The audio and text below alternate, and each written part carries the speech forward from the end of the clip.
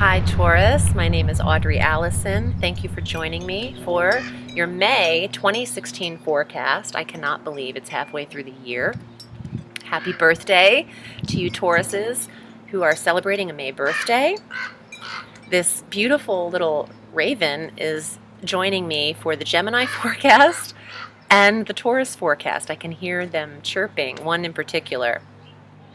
So, hi, thanks for subscribing to my channel and for your support on my Facebook page, Audrey Alison Astrology and Tarot, where you can find a lot of updates on transits.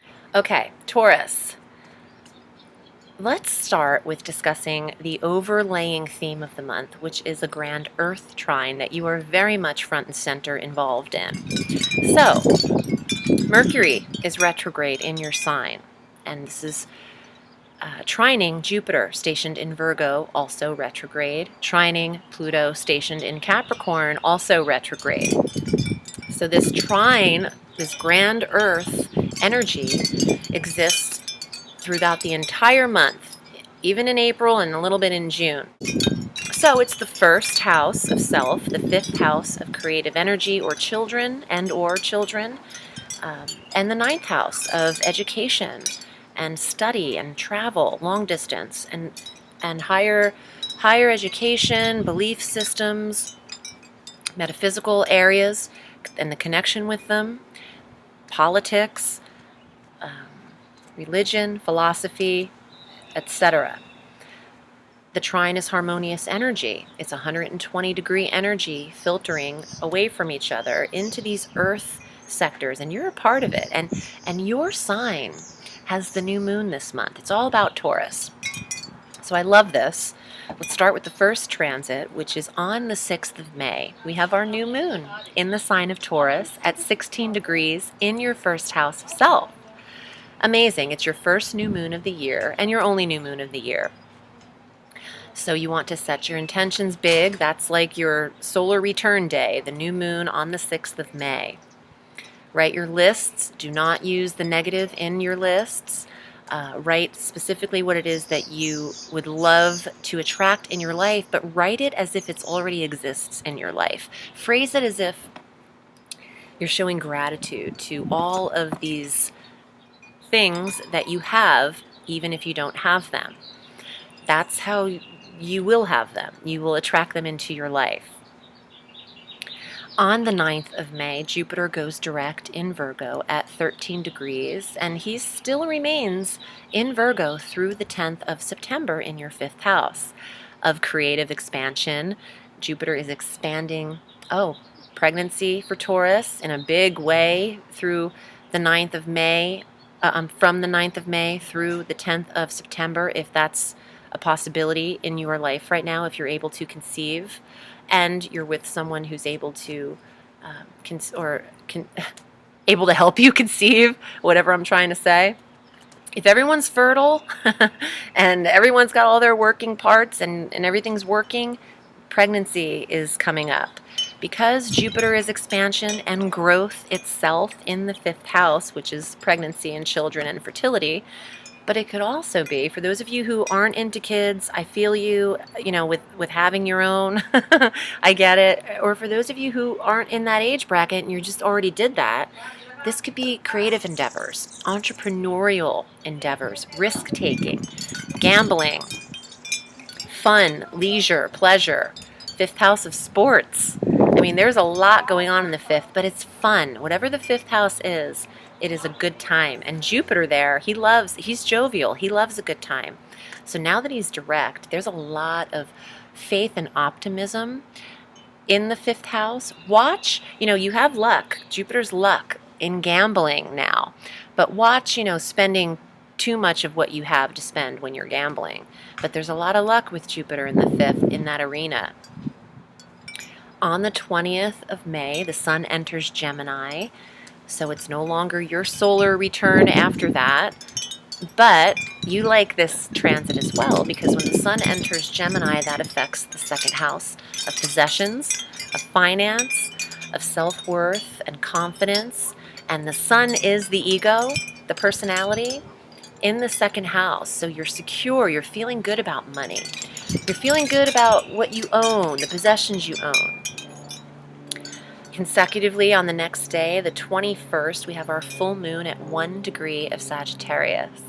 So there's a closure or an ending and an awareness in the 8th house of intimacy, or the 8th house of settlements. For those of you waiting on pending settlements or wills and estates to finalize, the full moon is when you can see an ending in that arena. This could also see an ending to an intimate connection that you've had with someone. For those of you who are assessing whether or not you're in the right relationship, the 8th house is not a marriage, but it is your sexual self. It is your sexual intimacy and how you are intimate. So the full moon could, if you're not ending anything here, you become aware of something. There is an illumination in the 8th house for you, Taurus. Then on the 22nd, Mercury goes direct. Yes, at 14 degrees of Taurus. So you've had this retrograde in your sign, which is not great for how you're communicating or how you're being understood. But on the 22nd, now that Mercury is direct in your sign, you can make up for lost time because he'll be there through the remaining of the month and halfway through June. Helping the communications, helping with study and learning and the mind and the intellect and absorbing information. On the 24th, your ruling planet, Venus, enters Gemini. Conjunct that sun in the 2nd house of money is a payday. But it's not only a payday, it's a pay experience because this is existing in conjunction through the 17th of June. Fabulous. You have 3.5 weeks with the sun conjunct Venus in the money sector. Venus governing money when she's considered your ruling planet, and then governing the love when she's Libra's ruling planet because you share her. But she's in your money sector, so this is very positive for your earnings, Taurus. On the 27th, Mars retrogrades deeper out of Sagittarius into Scorpio through the 30th of June. A lot of detailed information is regarding that transit in the previous month's video for you, Taurus, so you might want to check out your April forecast for strong details on how Mars retrograde will affect you. Let's get to the cards. The Alchemical deck by Robert M. Place, my steadfast deck. Let's see what cards are coming up for Taurus. And I'd just like to say, if you'd like to book with me, I'm at audreyalison.com. I read all through the week. This is my sole profession. And I am taking a minute to tell viewers that I will be returning to Goddess Alive Radio as a special guest in May. I just don't have the specific dates for that. And also, if you'd like to book with me, I read all through the week, but I take about 24 to 48 hours to get back to you in an email to schedule you, because prior to YouTube and prior to my advertising and promoting myself globally here for the last 2.5 years, I've been reading tarot and have had a large client base, celebrity and otherwise, for about 20 years in Los Angeles. So, and I only do phone readings now because I don't have the time to meet people in person. I can book more readings in a day over the phone, and it's hard to read right in front of people when I'm keeping my eyes closed and I'm channeling. So I love keeping it over the phone. It allows me to just get right to it. So thank you for choosing me to read for you, Taurus.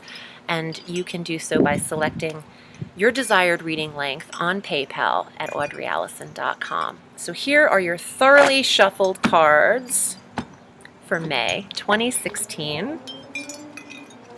All right, Two of Swords.